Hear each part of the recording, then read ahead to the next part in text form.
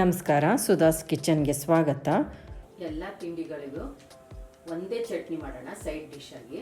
ತುಂಬ ಚೆನ್ನಾಗಿರುತ್ತೆ ಮತ್ತು ಸುಲಭವಾಗಿ ಮಾಡ್ಕೋಬೋದು, ಬೇಗನೂ ಆಗುತ್ತೆ. ಮಾಡೋ ವಿಧಾನ ನೋಡೋಣ. ಬಾಣಲಿಗೆ ಎಣ್ಣೆ ಹಾಕ್ಕೊಳ್ತಾ ಇದ್ದೀನಿ. ಒಂದು 2 ಟೇಬಲ್ ಸ್ಪೂನಷ್ಟು ಎಣ್ಣೆ ಇದೆ. ನಾನಿಲ್ಲಿ ಒಂದು 6 ಬ್ಯಾಡಗಿ ಮೆಣಸಿನ್ಕಾಯಿ ಬಳಸ್ತಾ ಇದ್ದೀನಿ. ಖಾರ ಕಮ್ಮಿ ಇರುತ್ತೆ. ಮೊದಲು ಮೆಣಸಿನ್ಕಾಯಿನ ಹುರ್ಕೊಂಬಿಡೋಣ.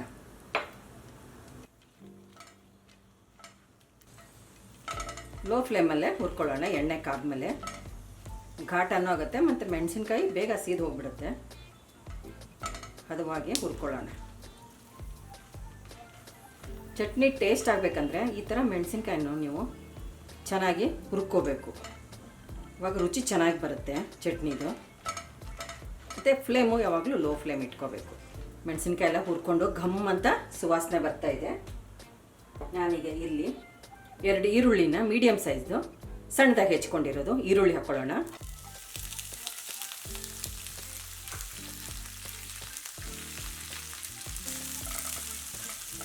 ಈರುಳ್ಳಿ ಸ್ವಲ್ಪ ಕಲರ್ ಚೇಂಜ್ ಆಗಲಿ. ಜೊತೆಗೇ ಒಂದು ಅರ್ಧ ಇಂಚಿನಷ್ಟು ಶುಂಠಿ, 1 ಗಡ್ಡೆ ಬೆಳ್ಳುಳ್ಳಿ.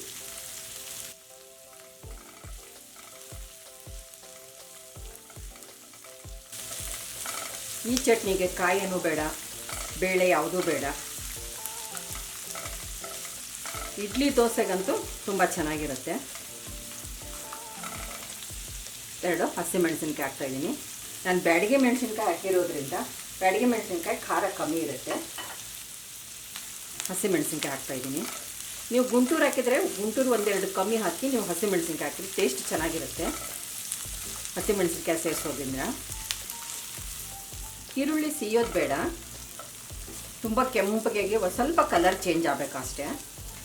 ನೋಡಿ, ಈಗ ಅರ್ಧ ಭಾಗ ಈರುಳ್ಳಿ ಬೆಂದಿದೆ. ನಾವೀಗ ಟೊಮೆಟೊ ಹಾಕ್ಕೊಳ್ಳೋಣ.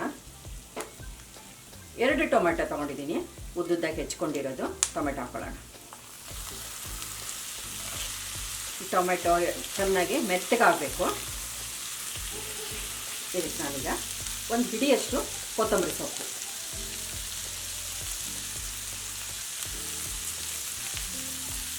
ಕರಿಬೇವು 1-2-3 ಎಸಳು, 1 ಹಿಡಿ ಪುದೀನ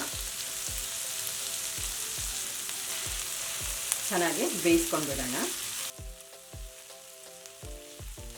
ನಾನಿಲ್ಲಿ 1 ಚೂರು ಹುಣಸೆಹಣ್ಣು ಬಳಸ್ತಾ ಇದ್ದೀನಿ, ಚೆನ್ನಾಗಿರುತ್ತೆ. ಟೊಮೆಟೊ ಈರುಳ್ಳಿ ಇತ್ತಂದ್ರೆ ನೀವು ದಿಢೀರಂತ ಈ ಚಟ್ನಿ ಮಾಡ್ಕೊಂಡ್ಬಿಡ್ಬೋದು. ಚಪಾತಿಗೂ ಸರಿ ಚೆನ್ನಾಗಾಗುತ್ತೆ, ನೀವು ಅನ್ನಕ್ಕೆ ಕಲ್ಸ್ಕೊಂಡು ತಿನ್ನೋಕ್ಕೂ ಚೆನ್ನಾಗಿರುತ್ತೆ.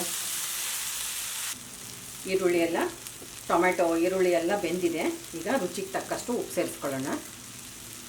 1 ಚೂರು ಬೆಲ್ಲ, ಹುಳಿ ಹಾಕಿರೋದ್ರಿಂದ ಬೆಲ್ಲ ಹಾಕಿದರೆ ಚೆನ್ನಾಗಿರುತ್ತೆ. ಈಗ ಗ್ಯಾಸ್ ಆಫ್ ಮಾಡ್ಕೊಳ್ಳೋಣ. ಇದು ಸ್ವಲ್ಪ ತಣ್ಣಗಾಗಲಿ. ಚೆನ್ನಾಗಿ ಒಂದ್ಸಲ ಮಿಕ್ಸ್ ಮಾಡಿ ಗ್ಯಾಸ್ ಆಫ್ ಮಾಡ್ಕೊಳ್ಳಿ. ತಣ್ಣಗಾಗಿದೆ. ಮಿಕ್ಸಿ ಜಾರಿಗೆ ಹಾಕೊಳ್ಳೋಣ. ನಾನು ಒಣಮೆಣಸಿನ್ಕಾಯಿನ ಕಟ್ ಮಾಡಿ ಇಟ್ಕೊಂಡಿರೋದು, ಜಾರಲ್ಲಿ ಸಿಗಲ್ಲ ಅಂಥೇಳಿ ಲೇಡಿಗೆ.